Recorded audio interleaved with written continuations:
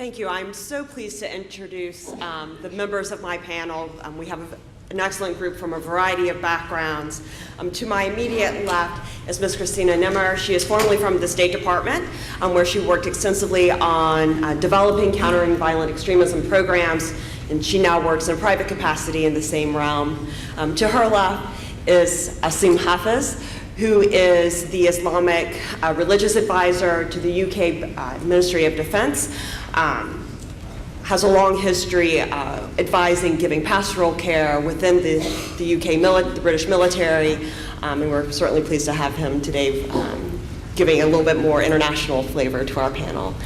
And then at the end, we have HUMERA KAHN, who is the executive director of Muflihun, working in the private sector, civil society capacity on early intervention, prevention, threat assessment, and risk mitigation in the realm of countering violent extremism as well. So I'm certainly very pleased to have my colleagues here with me today to discuss this important issue of radicalization. So I've prepared several questions for discussion by the panelists, and we're going to start with a very basic question. So a wealth of research, including that conducted by START, indicates there's no single pathway to radicalization. People become radicalized in a variety of ways, usually with some combination of push factors in their own personal lives, making them open to more radical ideas and behavior, but also pull factors or recruitment factors drawing them in. I'd like to ask each of the panelists to briefly discuss, based on their experience and their work, what they see, though, as the most important drivers of radicalization that government and civil society and private sector needs to be concerned about in the current environment, starting with CHRISTINA and then making our way down the line. Thank you very much, Amy, and thank you all. It's a pleasure to be here.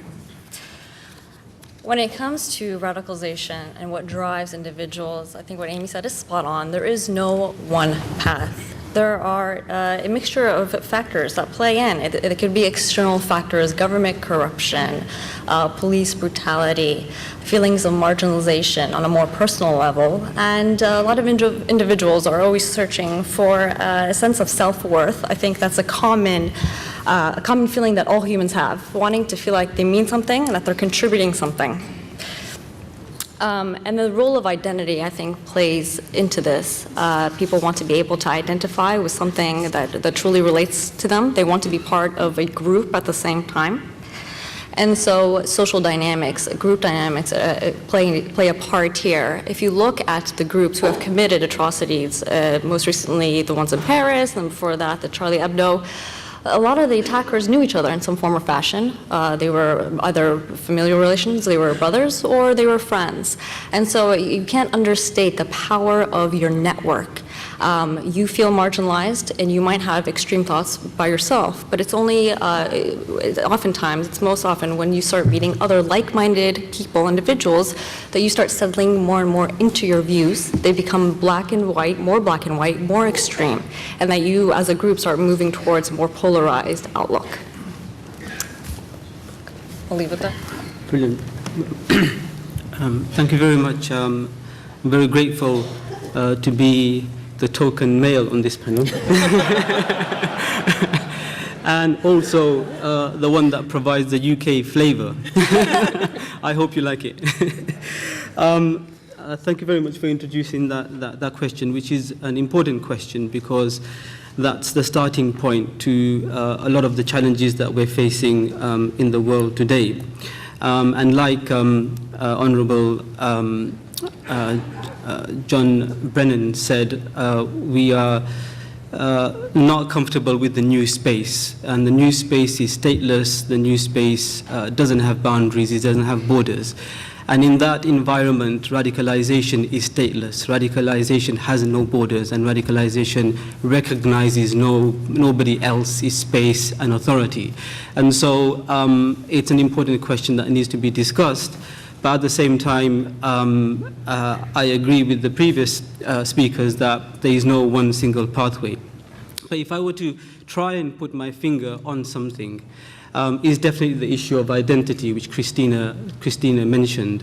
And I'm maybe talking from a micro perspective, from a UK perspective, and the radicalization that we are seeing happening there. And it's the question of a sense of belonging. Where do I belong? Who am I? Where am I going? What is my purpose? Am I being treated fairly or not being treated fairly? Are my people being treated fairly or not being treated fairly? Is the simple questions that the path of radicalization starts at. And one thing I've been saying to the UK Ministry of Defence is keep it simple. We tend to have this idea of looking for something more deeper and darker when it isn't there. So let's try and keep understanding of where radicalization starts and why it starts, and some of the questions that I've mentioned here are, in my opinion, a starting point for radicalization.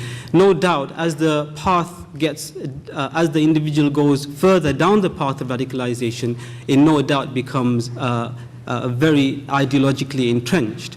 And what's really interesting when I look at the UK landscape is that not just ideological extremists and radicals, but when I also look at the white working class far-right extremists that we've seen a rise of in the UK, I find that those individuals are also asking the same questions. Who am I? Where do I belong? Things are changing around me. Am I being treated fairly? Is justice being done? Are these people a threat to me? Are they not a threat to me? And you find that actually they're all asking the same questions. And in order to find a solution to this, we need to be able to address these questions both locally, regionally, nationally, and internationally. So radicalization starts from social, emotional, psychological disenfranchisement. And I explained this in three strands or three categories. The first one being that when people approach the path of radicalization, they're asking these simple questions. But the second approach is where those who have become radicalized go out looking for these individuals. So you have a group where they have started this path of radicalization, and if it's not stopped at that point, it will get worse.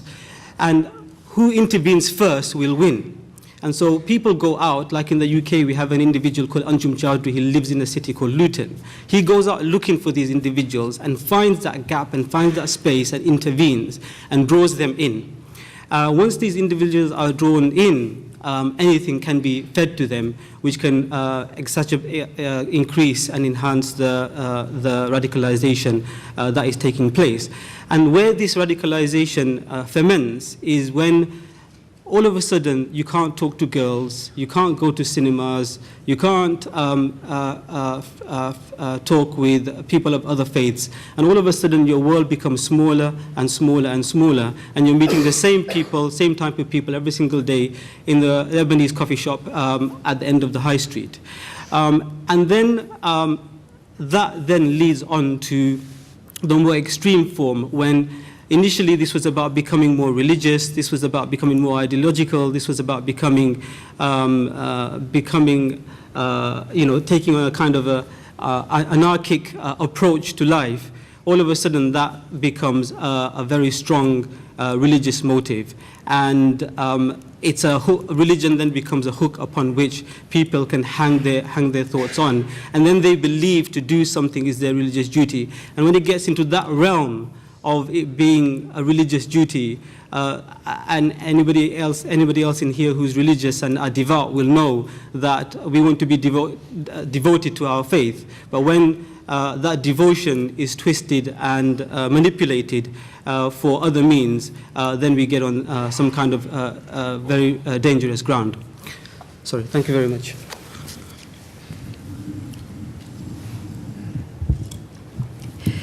Good morning. I'd like to start off by actually thanking State Department and OSAC, and congratulations on your 30th anniversary. Thank you very much for having me, and certainly for everyone who's attending. I'd actually also like to start off with a disclaimer. I'm not a lawyer, but I've been in DC very long. So I do not speak on the behalf of any government, not the US or otherwise. So with that said, Let's start with just radicalization. Radicalization in our country is not a crime. Now, violent extremism is a crime. So in other countries, radicalization in and of itself is a crime. But when I am talking about radicalization, I am only going to be talking about radicalization that leads to violent extremism, because there we are talking about potentially crossing criminal lines which are prosecutable under our laws. It has made my life easier that my panelists have actually mentioned so many of the reasons already. Again, we agree that there is, no one has been able to find a single profile, a single pathway. It doesn't exist. It is extremely contextualized, it is extremely localized. We know that there are things which are appearing. The issue of identity, the sense of belonging, right, is coming up in a lot of cases. What we also know is that when we now focusing a little bit more on ISIS, Daesh, right, and how people who are drawn into that space, one of the prime motivators, which certainly started for several years now, has been helping the Syrians. So that sense of actually we need to deal with injustice and get rid of injustice and oppression, right, is actually a very strong part of the grievance narrative. Those grievance narratives also have resonance in people's individual lives because for what they might be experiencing locally for various reasons. When we talk about factors which might lead to radicalization, to violent extremism, we talk about factors which increase the propensity towards violence. Because when you talk about countering violent extremism, we actually have to deal or address any and all of those drivers, push and pull, which can actually reduce propensity towards violence in the first, from the get-go. We also have to deal with the issue of ideology. But one of the things we have to recognize is that ideology is rarely the starting point for most of their journeys. Ideology shows up somewhere along the way, but it's almost never the starting point. And there's a lot of other issues which increase that vulnerability towards being indoctrinated. So when we talk about responding to it and issues of counter-narratives will only work or are only designed for a particular intervention space, but they're not sufficient for dealing with the pure prevention space, because there's a lot of other factors we have to deal with. And this, by the way, is why the need for having public-private partnerships is huge, because there are parts of this space which government cannot and should not be touching. And so hopefully we're going to get to some of those as we go along. That is precisely where we're heading next. So given what each of you have learned about radicalization processes, violent extremism, can you each talk a little bit more about what is the space for countering violent extremism? What are the program possibilities? This is a relatively new space for many people. Do we have a good sense of things that work versus things that perhaps create backlash, or things that don't work at this point in time? And where are there gaps in our knowledge that need to be filled? This time I will let ASIM go first. That's a shame. I was going to try and steal some ideas from Christina.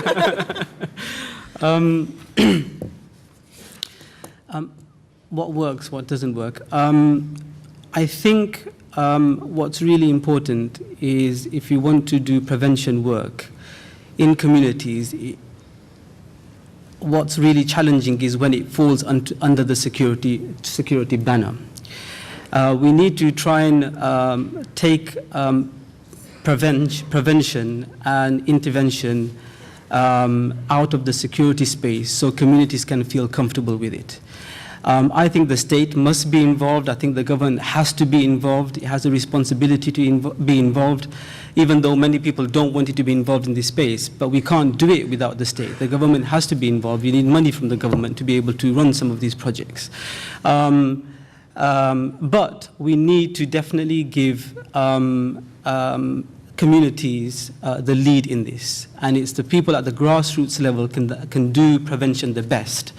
We need to stop sometimes some of our politicians coming out and telling people how they should think and how they should feel and what they should do and what they shouldn't do. Let communities take responsibility for this and begin to develop programs that will help address some of these issues. The other thing I think we should bear in mind, which can have a counter effect in a sense, is sometimes we work with the state or the government or the sector within the government that is dealing with prevention. Sometimes by engaging with certain groups who have credibility within the community, by engaging with them, we damage their credibility. And so we also need to be careful who we work with, how we work with them. We need to protect communities too. For example, with some of my work in Afghanistan, we used to engage with particular imams or particular mosques. And what we didn't realize was the second order effect of that engagement. Because the following day, that imam would be dead or that mosque would be blown up. And so how do we ensure that we support these programs and these interventions from a distance to ensure that these interventions are successful? And again, I go to the issue of keep it simple. We want to look sophisticated. We want to have pie charts. We want to have big PowerPoint presentations. Keep it simple. Reach out to the human aspect of the being. To be able to really reach out to these people. Make it human, humanize the issue. One thing I always talk about is trying to get people to meet victims of terrorism, of violent extremism. How can we get their word out into the society, into the community, and say, look, I've just lost my 3-year-old child, or I've just lost my wife, or I've just lost my son, and this is how I feel. How can we get that message out to people that if you continue to be radicalized, even though you might not carry out acts of violent extremism, someone might, from hearing what you're saying, might go away unsupervised and do something absolutely silly, which divides our communities, shatters our communities, and disunites our people.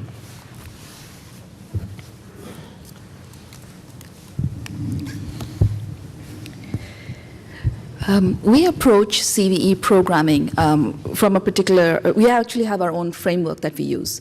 So within any policy or strategy landscape, because that's the world you work in, we talk about the 4 sectors which have to be covered. There's prevention, which is raising barriers to entry. There's intervention, which is if someone has started to be indoctrinated, how do you stop them before they commit a crime? So both prevention and intervention are actually about protecting the individual. If someone has mobilized already towards crime, you actually have to deal with interdiction, because at that point, it is more important that you protect society than about that individual concern, the individual in question. And then the last thing which we feel is very important is the concept of re-entry. We have many young people who are going into prison for short terms. They're going in for material support. If we actually do not deal with their ideas while they're in prison or support them when they come back out, and they end up going back to the environments which created them, we have just delayed or deferred the problem. And this is a space where we're doing a lot of advisory service and trying to push government to create the legal framework to allow this to happen. So that's the framework that we do our programming underneath. Some of the things which are necessary to make any type of programming effective is going to be, it has to be local. We're used to talking about national strategy, national policies. Those are great, and yet they don't translate into anything meaningful unless you don't develop a local strategy and an implementation. Anything which has worked in CVE, and we can take lessons from many other sectors, whether it's gang violence reduction, whether it's a variety of other sectors, it's always about the local, what is happening at the local level and how do you make the local initiatives succeed. And actually, one of the perspectives we take, then the way we do our programming is, because we're based in the US, our programs are domestic. What we do internationally actually is training and training of trainers. Because what we can do, or what we can teach others or help others with, is actually developing the skills so they create their own programs. So when we work with youth and we work with imams or we work with women's groups, the objective is, how do you create your own programs to help your own communities? Because they know the problems, they know the factors which are involved, and they also have some really innovative solutions. I'm now going to switch to the part which is, everyone likes to talk about narratives. And we always talk about counter-narratives and alternative narratives. The thing about narratives is there's the three aspects to any sort of narrative, right? You have the message, you have the messenger, and the medium. And you actually have to take all three into account when you're building out the counter-narrative space. Even the language counter-narrative, if we go into the world where we are only responding to the recruiting material which is being put out by terrorist group, we have already failed. If we use a counter-narrative paradigm, we have failed, because we are now playing by their rules. What we talk about is actually establishing the meta-narrative, because you actually have to establish the norms. So it is clear that what language and what the recruiters are using, that is the deviance, and that is the thing which is already wrong by itself. And so there is a need for the alternatives, but there's also that space where we need to have the meta-narratives which establish our norms and our values. And we have to establish those and pull people towards those from the get-go. And it's not just about the language we use, but it actually has to reflect what is happening on the ground. And it actually has to translate into better environments on the ground where people live. Thank you.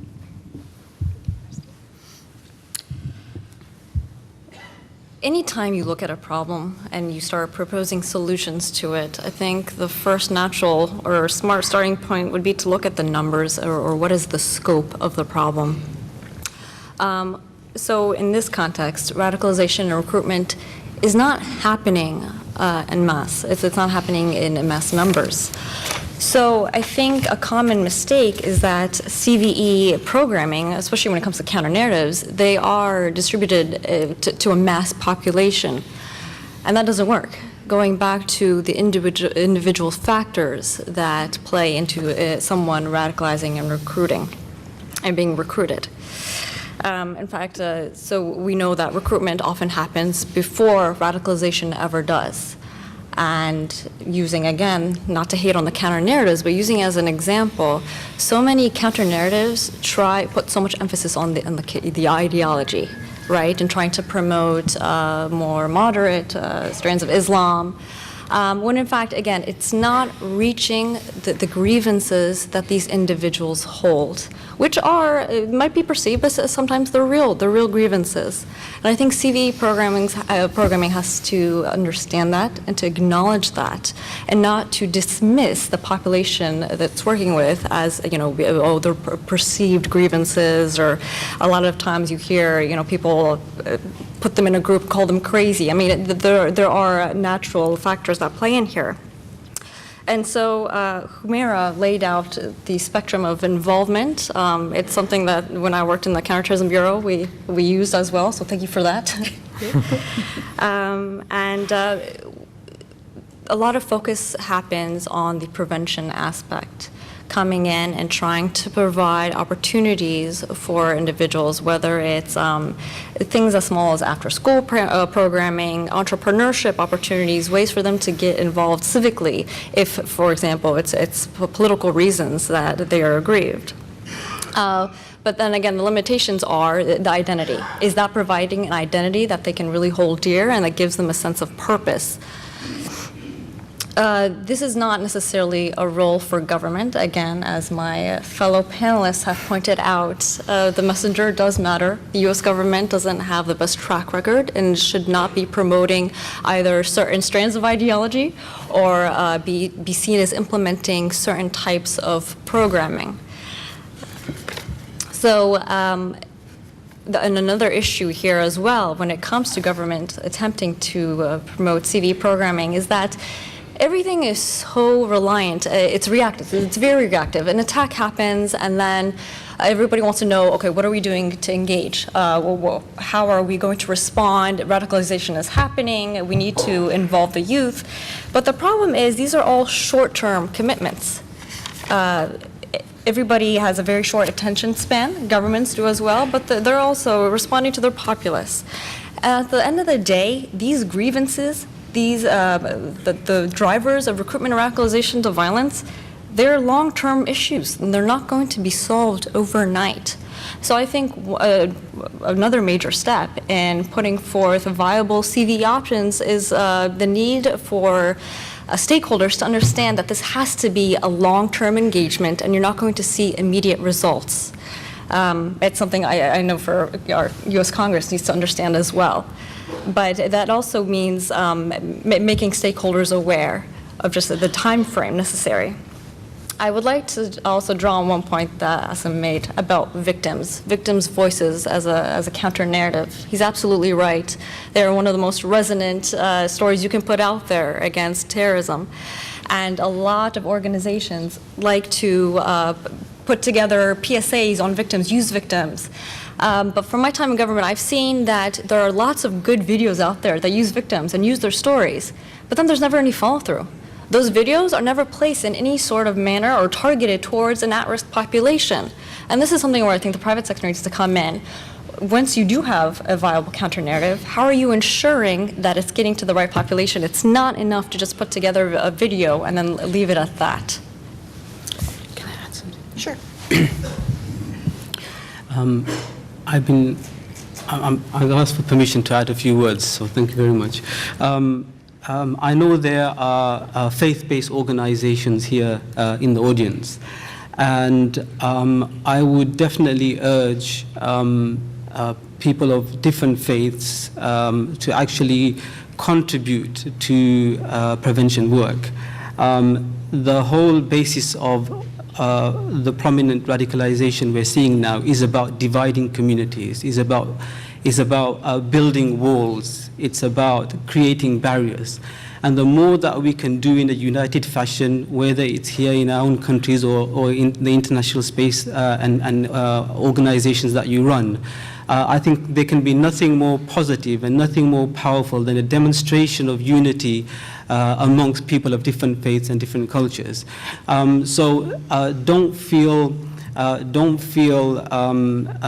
not capable of being able to engage in this space. Just standing side by side with another faith leader, some of another faith, having a cup of tea. We had a campaign in the UK which was called Cup of Tea. And all it was about was showing people of different faiths, different cultures, sitting together, having cups of tea. I mean, that image, that wonderful image of different faiths and different cultures just sitting together, having a cup of tea and having a chat was so powerful, and it resonated with the community. And what we also have to understand is we're in it together.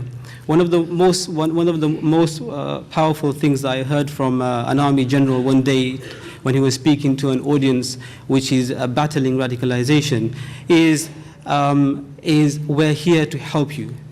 What I'm trying to say is we're all in it together. Let's not point fingers that you need to do more, we're the victims or you're the victims and we need to do more. I think we need a triangle of partnership where we have communities which are prone to radicalization, those communities which are probably suffering from radicalization in a sense, or the victims of radicalization, even though you can't really define that because everybody suffers from radicalization and violent extremism at the end of the day, and the state. So this triangle of cooperation has to exist. And once we can get over that triangle of cooperation and that triangle of partnership, I think we will be able to move forward. Because at the moment, we're pointing fingers at each other saying, it's the state's job. The state's saying, no, it's that community's job. And that community is saying, no, the government isn't doing more. So if we can stop pointing fingers at each other and really just get together and say, this is a problem that is common between all of us and let's deal with it. The last thing I would say, it doesn't matter which level we're working at, whether it's local, national, international. The key thing is this issue is global. And we have to equip our people who are at the prevention stage, who are dealing with this issue on the front line, with the ability to deal with global issues. I'm tired of people saying this is a regional problem, or this is affects this only this part of the world, and tries to categorize and divide the issue up into different segments. This is a global issue, and we need to be equipped to deal with the global narratives which HUMERA was talking about. And we need to equip people to be able to engage with that in a globalized world where we can communicate with each other instantaneously. We cannot just say this is a UK issue, or this is a US issue, or this is a Syrian issue, or this is an Iraqi issue. We're dealing with this a global phenomena which we need to be equipped to deal with. Sorry. Thank you. So the attacks in Paris are certainly still in everybody's mind, fresh in our memories. Could each of you maybe respond a little bit as to what is both the power of those attacks as far as driving further radicalization, or the dangers inherent in poorly conceived or poorly implemented responses to those attacks, and perhaps creating backlash or further radicalization? And we will start with HUMERA.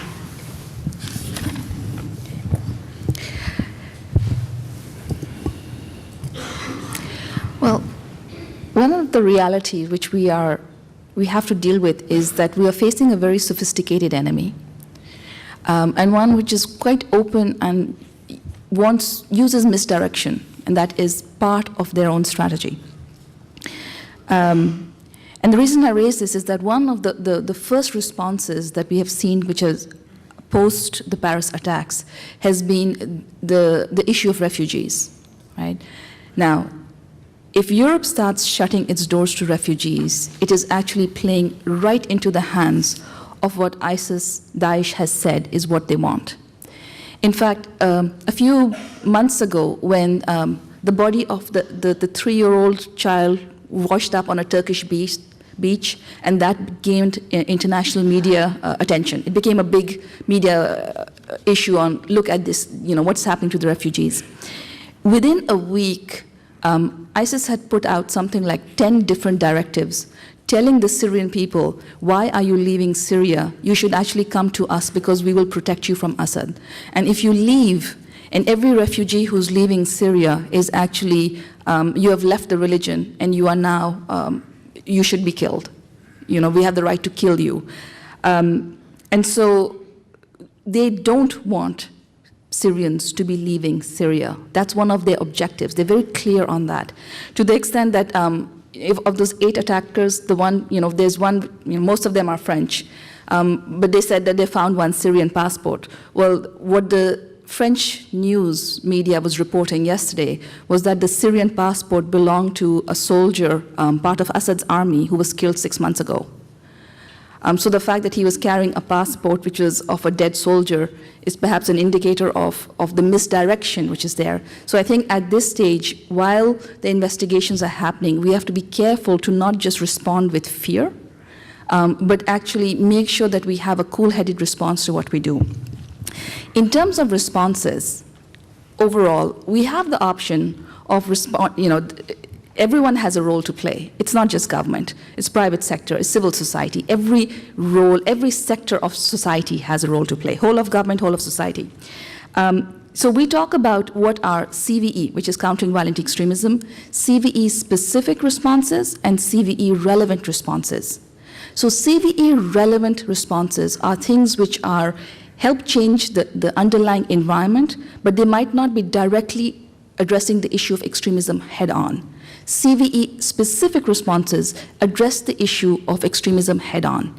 Every community needs both CVE specific and CVE relevant.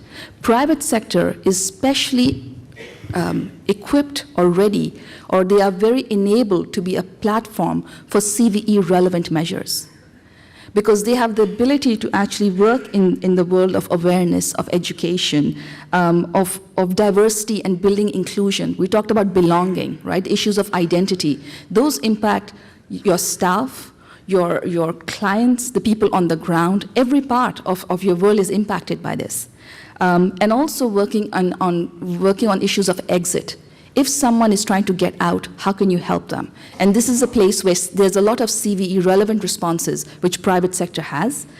And then let me talk about CVE specific, because especially for the technology platforms and the technology companies out there, you have a tremendous role that you can actually play in CVE specific work. Christina? It's always tough following HUMERA. She makes excellent points. And just to build on what she said, the concept of resilience, I think, is very important here, especially in the aftermath of an attack like the one on Paris. We need to understand that these sorts of terrorist attacks won't break us. They're not existential threats. And I think governments promoting the resilience of their populations or citizens is very, very important, so that you don't get very conservative responses or responses that end up exacerbating the problem, like we're starting to see in terms of the backlash against refugees or the infringement on civil rights as intelligence efforts pick up. But a lot of these responses will then end up with intel, and that's where it needs to stay. I think for CVE efforts, there are things that can be done, and I'll give you an example. In Montreal, they opened up a center for individuals who are suspected of being on the path to radicalization. It's a center that allows their families or their friends to report them, or in a safe space. And they've only had very few instances of which they've had to involve the law enforcement. But such a center allows individuals with concerns, or if they themselves feel conflicted or on a path, they can come and speak in a safe space. I think those types of programs are integral in this situation. I'm sure you'll speak to the UK's Prevent and the way they handle sensitive issues. It's important to not immediately prosecute all those who might start down the path, but also allow them opportunities to disengage before they engage in any violence. So I'll leave it there. Having said that, I wanted to take advantage of other people's comments. I'm not used to going last too. Yeah. I'd like to reinforce Christina's and HUMERA's point about refugees and resilience. There can be nothing more powerful than ensuring we, at a time like this, maintain the values that we hold so dearly, and that we show in the face of these atrocities very strong resilience. The attacks in Paris can have a variety of effects. And something I said about 8 years ago was it's going to get bad before it gets better. It's going to get worse before it gets better. And no doubt it did. It got worse, and it's got very worse. But I would like to potentially see the attacks in Paris as a turning point where, from this point onwards, things get better rather than worse. It's unfortunate that so many people have to die for it to get better. It's a bit like in the UK when drummer Lee Rigby was killed. He was a British soldier whose head was, he was beheaded on the streets of London. And it was unfortunate that he had to die for people in our communities to stand up for our armed forces, because a lot of people, whether you believe it or not, in the UK we potentially maybe don't have the similar relationship with our armed forces that you might do in the US. But it was unfortunate that a soldier had to die on the streets of London for people to begin to stand up and support our armed forces and the values and principles for which they stand, which is to defend our country and our people.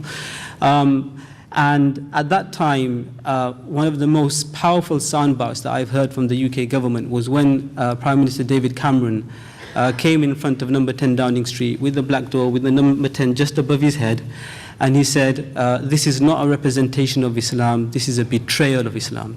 And that soundbite really brought all of our community together. And so I think positive responses, carefully thought through responses by some of our leaders are crucial at this time. And so the Paris attacks, I think, and I wish and I hope, can be a point where people realize the brutality of this ideology and realize that this is not the path we want to follow. And so I hope that there is a response to this, a prevention response to this, which is automatic, which nobody has to do anything about in order to dissuade people from joining this ideology, whether mentally, emotionally, or physically. At the same time, we've seen some responses in the UK and around the world which were celebratory, where people cheered the attacks, were happy about the attacks, and in a sense, it's encouraged people and renewed a sense of confidence in this group of people that this ideology, look what it can do and look what it can, where it can get to. So it's a kind of a double-edged sword. But one thing I also do fear is a new war on terror, and I say war on terror in inverted commas, with obviously France carrying out and escalating its raids in northern Iraq and Syria. And we really need to be careful as to how we present ourselves in the aftermath of these events. We don't want, at a time when we've just gone over the toxic word of war, statement of war and terror, I don't think we should be creating another environment where people feel that they are now the subjects of this war on terror. So it's absolutely crucial that we don't do that, and that the raids that are taking place and the bombing that is taking place, absolutely right. I'm not in a position to question a military strategist's strategy in dealing with the threat. But in the way we present that issue is very, very important. Is this a revenge?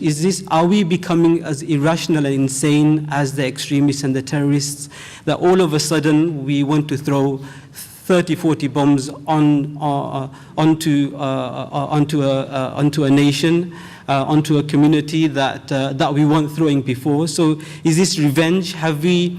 Have we lost our sanity and our moral compass? How do people view us, all of a sudden, these images of jets flying off from air bases in the region? How do people view that? And we want to also ensure that this is not seen as a kind of a kind of a religious war, and there's potential for that to happen as well. And the last thing I want to say is, alongside the military action that's taking place, whether it's effective or not effective, is that what we're dealing with is an ideology, and you can't bomb an ideology. We were in Afghanistan for 15 years, and one of our main efforts in Afghanistan was to destroy the Taliban. The Taliban are stronger today than they were 15 years ago. So they still exist, and they're still causing problems within Afghanistan. So an ideology cannot be bombed, an ideology cannot be destroyed. The only way to destroy this ideology is through a big global Hearts and Minds campaign, and to work together globally in being able to deliver that Hearts and Minds campaign. And to, the battle out there is not a battle for ground, it's not a battle for territory. Really, the battle out there is for hearts and minds. And unfortunately, we're losing that battle at the moment, and we need to do more. I think we now want to open up the floor to questions, if anybody has questions for our panelists. Everyone can hear, and that we can also get the recording of it. Thank you. Thank you very much, and thank you for all the work that you're doing in the communities in the UK and here in the United States. The foundation of society is the family. And all the problems that we see in youth in the Western civilization and the Western world, it starts at the family. You know, when I see those young men in Mexico being recruited by cartels to go out there and behead, people that are opposite, reminds me a lot of this radicalization problem, that it's taken advantage of disenfranchised youth, but it all starts in the family, if you ask me. Because today, young Muslim men are going to mosque, but they don't need to go to mosque to be radicalized. They can pick up that on the internet. And it all starts at the home, because the parents do not know what their children are doing, because the parents may themselves be prejudicial against Western ideas. So what do you think that communities can do to, instead of focusing on imams and what the message is spreading is society as a whole, in families as a whole? Muslim community is not exempt of disintegration of the family nucleus. And the foundation of society is the family. If the Muslim families are disintegrating, they're prejudicial, just like many other Western families might be, then how can we find a solution? What do you think the solution to that problem is?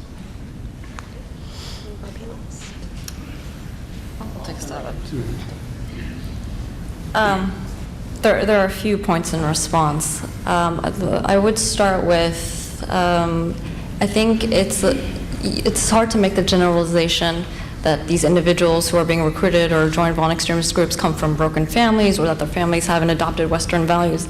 I think there are lots and lots of examples to the contrary, wherein they do come from loving homes, their parents have been present, they themselves are well educated. And so you cannot make that broad generalization. And the flip side also is that there are many times when law enforcement has attempted to involve family parents in helping to de-radicalize individuals, and it does not work. And for a whole host of reasons. Either they're too set on the path to radicalization, adolescents by nature will hide whatever they can from their parents, whether it's violent extremism or anything else. So I would start with that assumption. In fact, when it comes to violent extremism, I think that the role of friends and networks is infinitely more important. Not to say that family isn't, but there should be a bigger role for the friend networks. We need to get cyber imams. Say again? We need to get cyber imams. Yeah, cyber imams. Yeah, that would be Cyber great. imams, You know? yeah. Every Friday you could join in. Yeah. The hour of power. Yeah. Well, I think I agree with your point about the mosque not necessarily being a place where people, where individuals are radicalized. It's never been the case, apart from a few. If I were to take a UK perspective, apart from a few known mosques and charismatic imams, mosques and places of worship are where Muslim communities go, they pray, they worship, and then they go home. It's not a place where people hang around much, to tell you the truth. But in the last 15 years, definitely the cyberspace, the social media environment has become extremely powerful. And all the radicalization we've seen in the UK, a lot of it has happened online. And that's where we definitely need to work.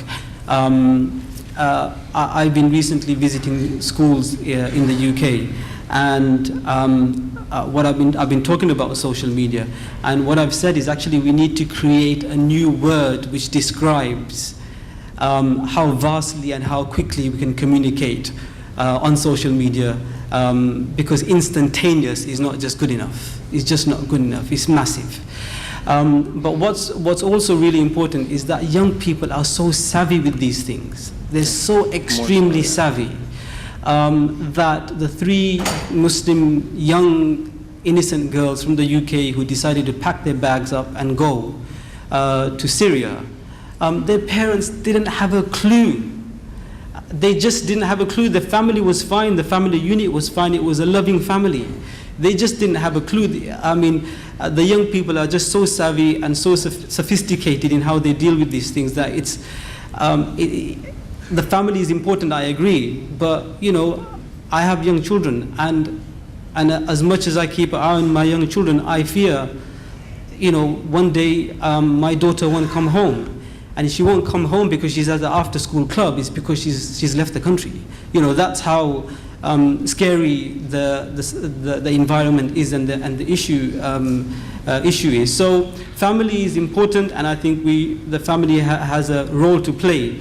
But like the Honorable John Brennan said, this new digital space, this new digital world, this virtual world that we've created can do amazing things, but at the same time can do horrible things as well. The last thing I would say is, you know, in terms of sophistication and savvy, my son is a great example of that, because he has this online account where he has to do his homework, and many of you probably know about it. But he's able to hack into the website and change his scores to show that he's completed his homework when he actually hasn't. He was honest enough to tell me he could do that, but you know, these are the kind of minds we're dealing with.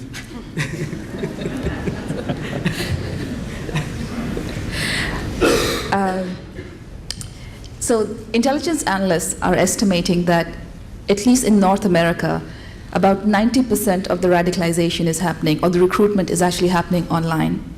In Europe, the numbers is about 50% in, you know, face-to-face, and only 50% online. And the numbers drops even more when you're talking about Middle East, North Africa, Asia. And we have to remember that this is a representation actually of internet penetration, right? And how communities and societies actually, how they engage, how technology is used. So this is not a surprise, because every young person you know has got at least one smartphone, right? That's the reality we work with. It's also the age, when we're talking about 14 to 25, where every study says that they listen to their peers, right? They are most impacted by their peers and their friends' networks, and a lot less impacted by authority figures who are talking down to them. But let me ask you, any one of you, how many of you are going to say, I volunteer or I encourage my 15 or 16-year-old child to go talk to a stranger online to convince them not to go to Syria? How many of us are willing to have our kids actually join the battle, knowing that what they're up against is the whole ISIS machinery? Because the moment you try and tap into it, and you know, so we actually engage online in this space, and we are actually dealing with people who are online, who are recruiters. You can't talk to just one of them. You get attacked by teams of them who are monitoring conversations and who go back in and change what has been said and the text, right? They have, for every individual who is being recruited, they're handlers who are managing their social media presence at any point in time, and that's just on the public side. Right? So the issue is bigger, because where we would have the most leverage is also our most vulnerable population, right? And how do we make sure that if we are going to get our youth into this world, do we really want our youth to be getting involved in counterterrorism, right? That's a huge ask. And this is something which there is no good answer to, and this is something which we're grappling with. But you talked about instantaneous, right? I'm going to give you an example. Last year, the Senate put out the torture report, right? It dropped at like midnight. Guess how long it took before ISIS supporters were actually tweeting excerpts from that? 30 seconds from when it went on the website. Were we ready for any sort of response? No. Did we know the report was coming? Of course, for weeks. Right, so there's places where we can actually do something proactively, but we are not geared up to work in this world which moves much faster than most of us are used to. Yep, I agree. Thank you. Okay, I'm going to allow one more question, but I have to caveat it that if the Secretary arrives, I have no options. It's fine. And it might be a takeaway or maybe a food for thought. So, and I'm going to phrase it with a little bit of context. My name is Dawn, and thank you very much for what you did today in the panel discussion. It was very interesting and very informative. As previously mentioned, there are many pathways to addressing being radicalized. And it sounds like change can only happen if people are aligned on this globally and not working in silos and not focusing on one approach, but focusing on a variety of approaches. Another point was made that when something happens, people often have a knee-jerk reaction and seek short-term, quick solutions, which, in my mind, may focus on symptoms rather than a root cause. And you also pointed out how this is global without borders. And so my question is, and my thought is, has anyone considered the value of intersectoral partnerships between government agencies, NGOs or nonprofits, also the private sector? And obviously you can't always do this in like one big massive intersectoral partnership around the globe, be too big, but maybe networks of those that would then have various roles and responsibilities and a variety of approaches so that they aren't working in silos and there is more of a collaborative on focusing on that different approaches for that holistic approach to work on this. Do you think that's even feasible? And if so, how could such a thing even be assembled? I'll start with my snarky take on this one. Okay. It would be great to have this. And the CVE summits, which have happened starting from February onwards, there have been many regional summits, have worked on exactly this. And in fact, in October, when we had all the side meetings around UNGA, there were several new initiatives which were started. There was Smart Cities, there was Resolve, there's several partnerships and new networks which are coming into place. The reality is how do you manage them, right? And how do they actually become useful? You take, for example, Smart Cities, right? And that's about actually connecting mayors from different cities around the world so they can actually start to deal with these, exchange information and knowledge, best practices, or good practices at least, so they can learn from each other. I talked to a mayor in a town in Norway, she'll remain unnamed, and his response was, well, the network is great, but I'm still waiting for America to tell us what to do. And then you sort of look and you said, this is a network, it's supposed to be everyone contributing. Right? But there's expectations on some will lead more than others, right? And so that sense of partnership, right? We recognize, everyone recognizes the need for it, but it hasn't happened yet. The other huge obstacle that we are facing, and this is something which everyone is working towards, is that this sector has in the past always belonged to either law enforcement or military. This is one of the first times in history where we are saying, hey, civil society, you're going to step up and you're going to be part of our counterterrorism responses, right? Civil society is saying, what are you talking about? We know nothing about the subject. Law enforcement is having a very hard time in how do you share information? This is new for everyone, and I think we have to give everyone space to make mistakes. Everyone's going to step on each other's toes. It's not a static balance. It has to be dynamic, it's going to be fluid, and it's going to shift. But I think we actually have to allow space to have what we call like safe fails rather than, there's no fail safe, right? But can we have safe failure modes so we can actually learn and then take the learning and integrate it into what we do next? Okay, I apologize. I have to end the panel at this time. I've gotten the high five. So I do want to thank you tremendously for your panel and the panel members.